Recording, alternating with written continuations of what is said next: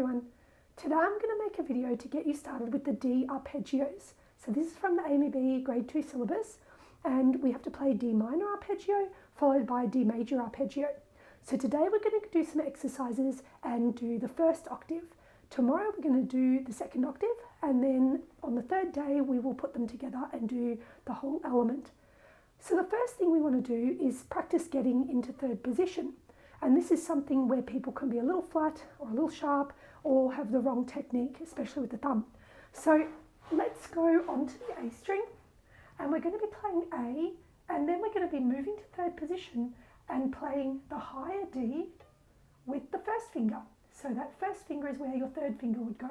We're going into third position. Make sure that when you go up and down, your thumb comes with you.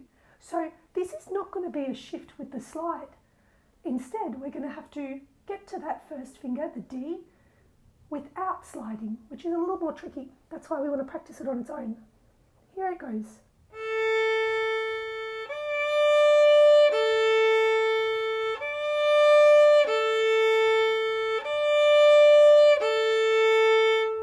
Now you'll notice that I'm not leaving the first finger here and just putting it up and down, because then I'm not practicing moving to the correct place. So let's do that a few times.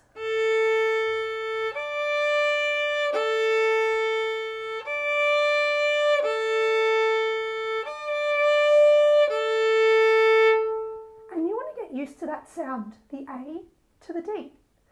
So now let's practice the second fingers. And for the minor, the D minor arpeggio, we have a low second, which is playing F natural. For the D major arpeggio, we're going to have a high second, and that's playing the F sharp. So we want to practice blocking F natural with the E, so nice and close together, and F sharp away from the E, like this. So let's do that.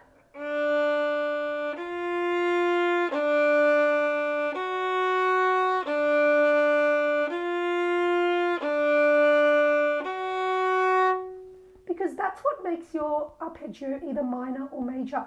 When you have the low second, it's minor. When you have the high second, it's major. So if they're the same or too close in sound, then you are not playing the major and minor correctly. So now once you're good at those two things, you can practice the lower octave. So I suggest you work on the lower octave until you get really good at it and you can hear the difference between the minor and major really well. So we start with the minor.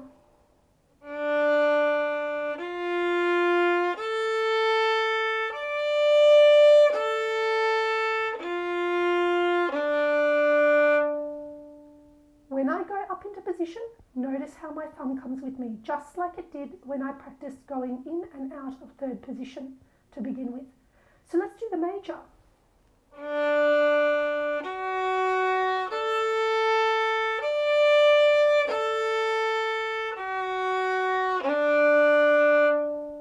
And now let's add them together.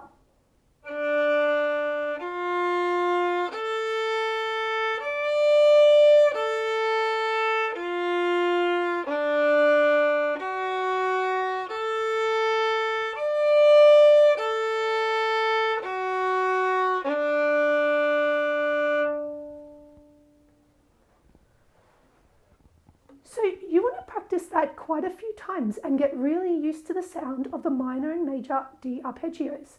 Make sure that you are good with putting your first finger into third position and that your whole hand moves up.